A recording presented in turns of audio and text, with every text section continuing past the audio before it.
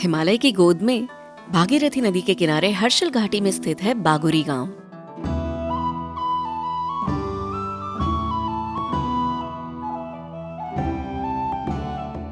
मैंने इतने सुंदर गांव का वर्णन सिर्फ किताबों में पढ़ा था। ऊपर से देखने पर सब कुछ शांत लगता है, लेकिन हर छत, हर आंगन एक कहानी समेटे हुए है। बागुरी में लाल देवता मंदिर और बौद्ध प्रतीक दोनों ही मिलते हैं, जो हिंदू और बौद्ध सांस्कृतिक मिश्रण का संकेत देते हैं। वो कहते हैं ना कि सीमाएं सिर्फ नक्शों में होती है, संस्कृति में नहीं। इस गांव के कुछ घर 150 साल पुराने हैं। लकड़ी और पत्थर से बने ये घर सिर्फ मौसम ही नहीं, वक्त की भी मार झेल चुके हैं। इन दीवारों ने बर्फ भी देखी है और बारिश भी, साथ ही साथ पीढ़ियों की हंसी भी।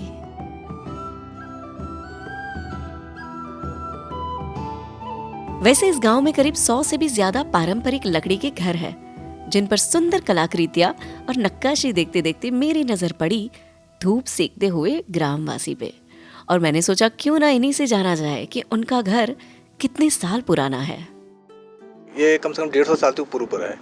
ये आके ये 150 साल पुराना है मैम। हाँ, ये मैम लास्ट एक हफ्ते पहले एक आए थे कोलकाता से, एक लड़की थी, वो आए, उसने यहाँ 3-4 जगह देखे तो उन्हें कहीं पसंद नहीं आया, तो बाद में यहाँ आके देखा तो उन्होंने कहा कि मुझे यहीं रहना है।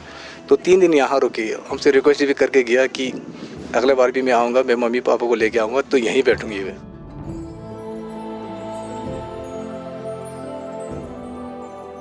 जहाँ कुछ लोग सर्दियाँ आते ही घरों पे ताला लगा के कहीं और चले जाते हैं, वहाँ कुछ लोग इसी मौसम को अपने जीवन का हिस्सा बनाकर जी रहे होते हैं।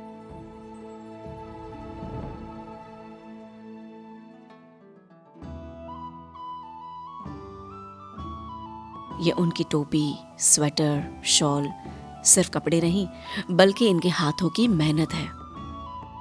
मेरे दिल को इनकी सादगी छू गई जब सामने से इन्होंने बताया कि क्या हाथ से बना है और क्या बाजार से आया है।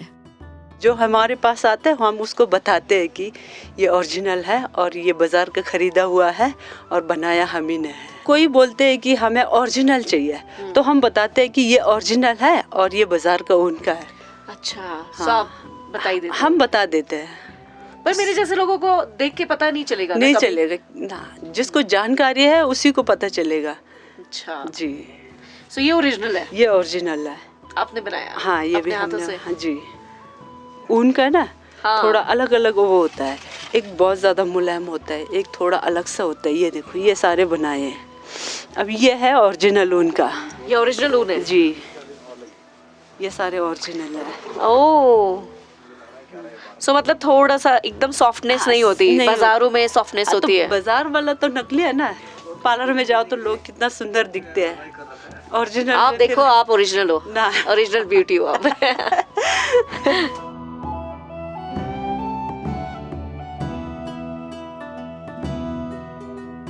4 दिन तक तो इस बनाने में 4 और 5 दिन लग जाते हैं, एक स्वेटर बनाने में।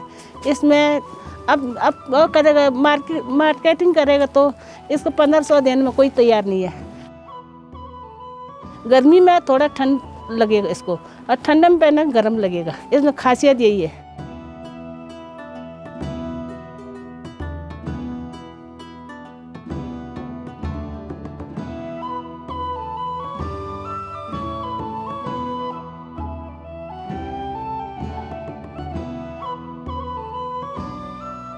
इस छोटे से बाजार में जब आप निकलोगे ना, तो धुन पहाड़ की भी सुनाई देगी। इंडियन आर्मी द्वारा संचालित रेडियो स्टेशन अब यहाँ हर गली में बजता है।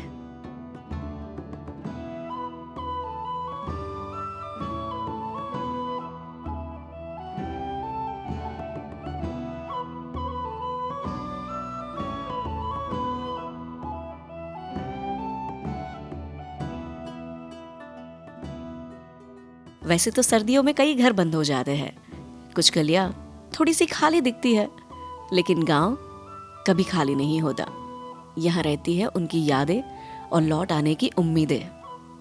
आगे बढ़ते हुए हमारी मुलाकात हुई मेरा नाम जयसूर्य है और मैं जाट रोंगबा बोटिया ट्राइब से बिलोंग करता हूँ। और पहले यहाँ पर 3 गांव थे, नेलोंग, जादुंग और बगोरी। तो आफ्टर 1962 वॉर लोग वहाँ से विस्थापित होके इसी एक गांव में 3 गांव के लोग बस गए हैं। हमारा जो मेन व्यवसाय था पहले वो भेड़ पालन का था। अभी थोड़ा मतलब ट्रांजिशन होने के कारण और जंगल और थोड़ा डिफ़िकल्टीज़ होने के कारण बिज़नेस को हमने शिफ्ट कर लिया है। तो अब हम होम स्टे का बिज़नेस करते हैं।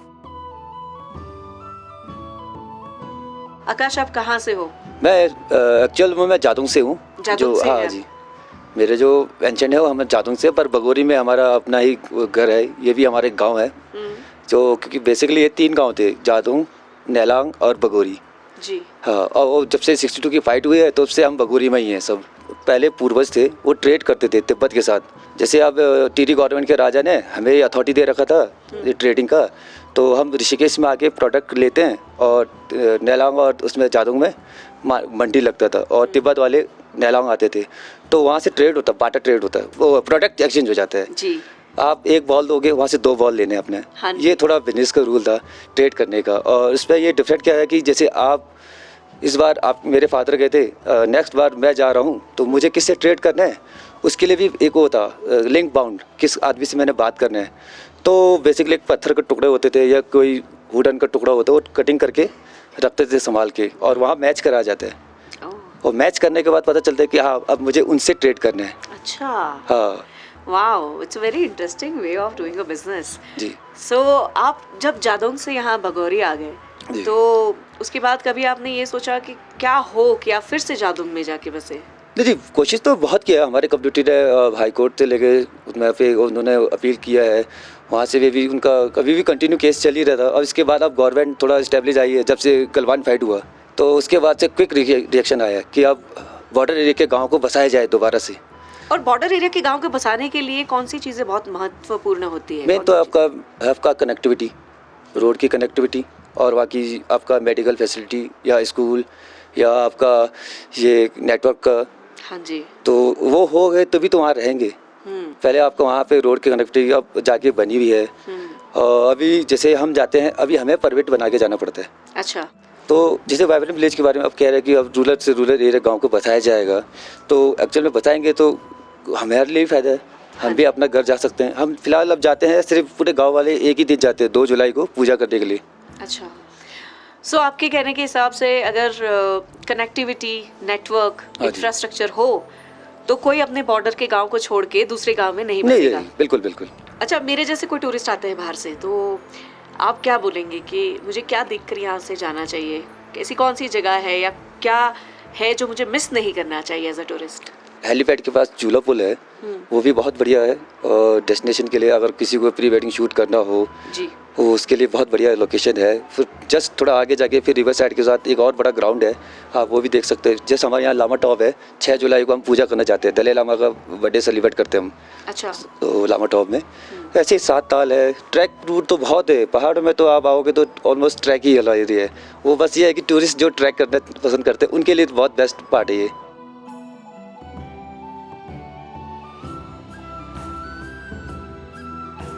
इन बच्चों को देखकर महसूस होता है कि बचपन यहाँ अब भी पहाड़ों के बीच खुलकर सांस लेता है।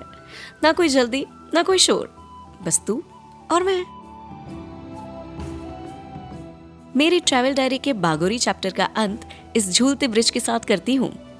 उम्मीद है कि 2 किनारों को जोड़ने वाला ब्रिज टूरिस्ट और गांव के लोगों को भी इतनी ही खूबसूरती से एक दूसरे के साथ जोड़े रखे।